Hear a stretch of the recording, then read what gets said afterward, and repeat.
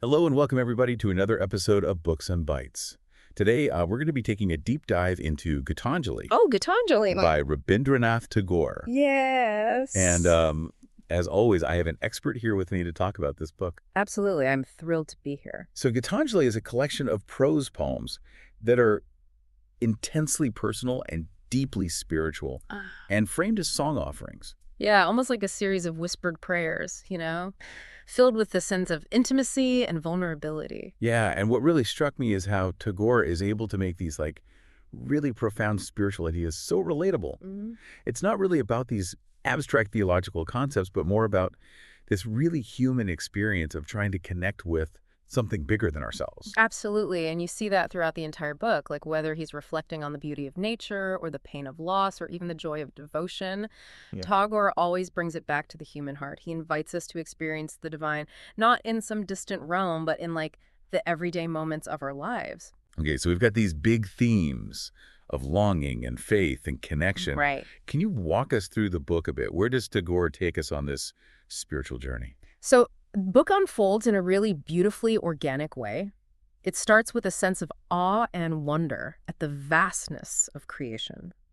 Tagore acknowledges the infinite power of the divine and expresses a deep yearning to be one with the source of all being. Yeah, and there's that famous line from poem 1, "Thou hast made me endless, such is thy pleasure." Yes. It's like he's recognizing this incredible gift of life, this potential for endless growth and renewal. Exactly. And this sense of gratitude just permeates these early poems. Yeah. There's a real joy in simply being alive, and experiencing the world through all the senses. Yeah. Tagore celebrates the beauty of nature, the love of family and friends, even the simple act of breathing. But there's also this tension there, right? This longing for union with the divine often clashes with the realities of the material world. Absolutely. As the book progresses, you see Tagore wrestling with this tension. He grapples with doubt and fear, and even a sense of unworthiness. Yeah.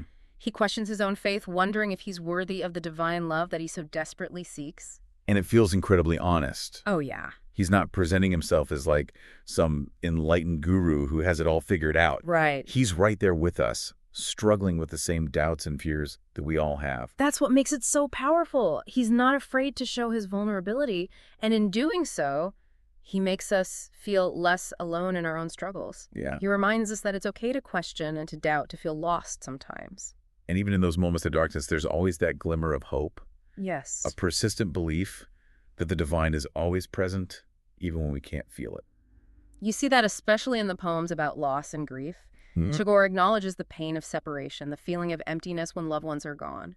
But he also finds solace in the belief that death is not the end, but a transition to a different form of existence. Yeah, it's like he's saying that even in death, there's a continuation of that connection, a reunion with the divine source from which we all came. And that's a really comforting thought, especially when facing our own mortality or the loss of someone we love. Absolutely. And this acceptance of death leads to a deeper appreciation for life.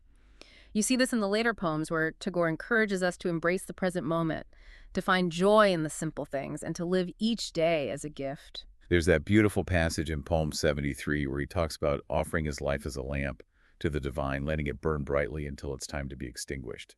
It's such a powerful metaphor for living a life of purpose and surrender. Yeah, and that surrender is key, isn't it? It's about letting go of our ego, our need to control, and trusting in the divine plan. It's about recognizing that we are but instruments in a larger orchestra playing our part in the grand symphony of existence. So it's not just about seeking union with the divine, but also about understanding our place in the grand scheme of things, recognizing that we are all interconnected, all part of something much larger than ourselves. Exactly. And that realization brings a sense of peace, a feeling of being held and guided even amidst the chaos and uncertainty of life. Yeah. And that's what's so beautiful about Gitanjali. It's not just a collection of poems, it's a journey of the soul. You can really feel Tagore's own evolution as he moves through these different stages of faith: doubt, surrender, and ultimately acceptance. It's like he's giving us a roadmap for our own spiritual journeys. Right. He's not afraid to be honest about his struggles, which makes his triumphs even more powerful. Exactly. And he uses such rich imagery to convey these complex emotions. Nature especially plays a central role throughout the book. Absolutely. I was particularly struck by his use of light and darkness. Oh, yeah. He often talks about the divine light kind of illuminating the darkness of our souls like a beacon, guiding us through stormy seas. Yeah, and that metaphor of light is so powerful, because Yeah. it speaks to the transformative power of faith.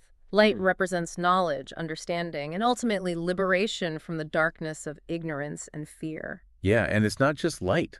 Yeah, right. He uses all sorts of natural imagery, flowers, rivers, the Yeah, sky, absolutely. to express his spiritual yearning. It's not just about pretty descriptions, though. Right. He weaves these images together to create these metaphors that deepen our understanding of his relationship with the divine. Okay. For example, in Poem 2, he compares his adoration to a glad bird on its flight across the sea, soaring towards the infinite. Oh, wow. Yeah. That's such a vivid image of the soul's journey, isn't it?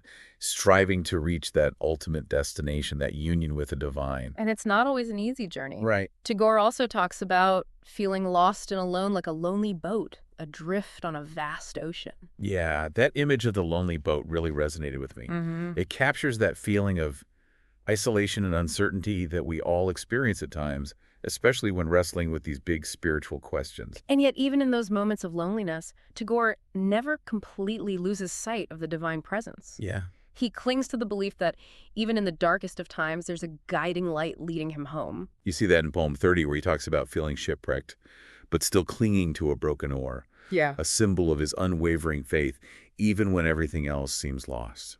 It's such a powerful image of resilience, isn't it? It reminds us that even when we feel broken and lost, there's still that spark of hope within us that can guide us back to shore. And that hope seems to be fueled by his love for the divine. Oh, absolutely. There's a real intimacy in his language, almost like he's having a personal conversation with God. It's almost as if he's writing love poems to the divine. Yeah. There's a longing, a surrender, a complete devotion that's just palpable in every line. And it's not just about receiving love, right? Right. There's also this deep desire to give love in return, to offer himself completely to the divine will. Absolutely. He talks about wanting to be a flute in the hands of God, an instrument to be played, a vessel to be filled with divine music. That reminds me of Poem 7, where he says, "My life, when it is full of light, will flash into a song."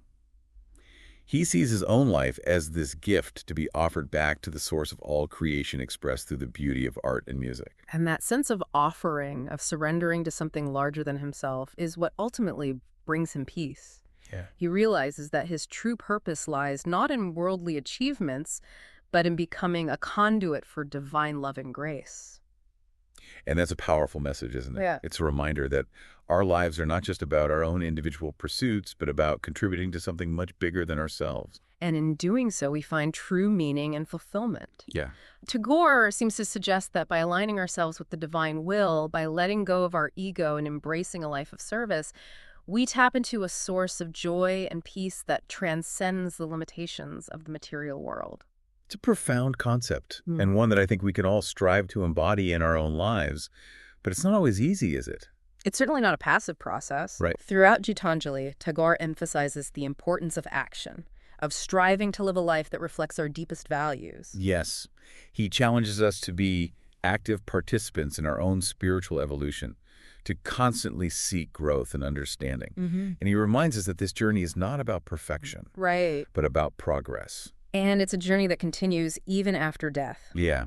Tagore sees death not as an ending, but as a transition to a higher state of being, a reunion with the divine source.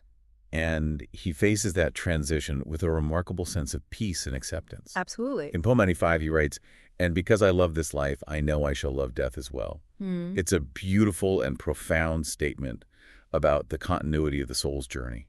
There's no fear, no denial, just a quiet acceptance of the natural cycle of life and death. And that acceptance allows him to fully embrace the present moment. Yeah. To find joy and wonder in the everyday experiences that we often take for granted. Yeah, it makes you realize that death isn't something to be feared, but embraced as just part of that larger journey. It's almost like he's saying that by fully living, by embracing all that life has to offer, we kind of prepare ourselves for what lies beyond. And it's in that surrender to the divine will that Tagore finds true freedom. Not freedom from external constraints, but freedom from the limitations of our own ego, our own desires and attachments. It's like he's saying that true liberation comes from letting go of our need to control, from trusting in something larger than ourselves. Right. And that trust, that faith allows him to face life's challenges with a sense of equanimity. He knows that even in the midst of suffering, there's a divine purpose unfolding. Yeah, that reminds me of Poem 67, Mm-hmm. where he says, "Let this be my last word that I trust in thy love." It's such a simple yet profound statement of faith. It speaks to the core of Tagore's spiritual philosophy. It's not about blind faith, but about a deep trust that arises from experiencing that divine presence in every aspect of life. And that experience isn't limited to these grand moments of revelation. Right. Well, It's about finding the sacred in the everyday and the simple things we often take for granted. exactly. Tagore encourages us to cultivate a sense of wonder and gratitude for the world around us, to see the divine reflected in the beauty of nature, the love of family and friends, even the mundane tasks of daily life. And that's what makes Gitanjali so powerful. Yeah, It's not a book of abstract theological concepts, right. but a collection of deeply personal reflections on the human experience of seeking longing and ultimately finding connection with the divine. And it's a connection that's available to all of us regardless of background or beliefs. Tagore's message is universal. Yeah. He reminds us that the divine is not some distant entity, but a living presence within each of us just waiting to be discovered. So as we conclude our deep dive into Gitanjali, I'm curious what stands out to you. What resonates most with your own spiritual journey? Well, what strikes me most is Tagore's just unwavering faith, even in the face of doubt and uncertainty. He never loses sight of the divine light, even in the darkest of times. And that's something we can all draw inspiration from, especially when navigating our own spiritual paths. He reminds us that faith is not about having all the answers, but about trusting in the journey, even when we can't see where it's leading. And ultimately, that trust, that surrender to something larger than ourselves, is what leads to true peace and liberation. That's a beautiful way to put it, and I think Tagore's words offer a timeless message of hope and inspiration. They remind us that even in a world filled with chaos and uncertainty, there's a deeper reality, a divine presence that connects us all. By tapping into that connection, by cultivating a sense of wonder and gratitude for the gift of life, we can find meaning and purpose in even the most ordinary moments. And perhaps that's the greatest gift that Gitanjali offers. It invites us to awaken to the sacredness of our own lives, to embrace the present moment with all its joys and sorrows, and to live each day as a song of praise to the divine.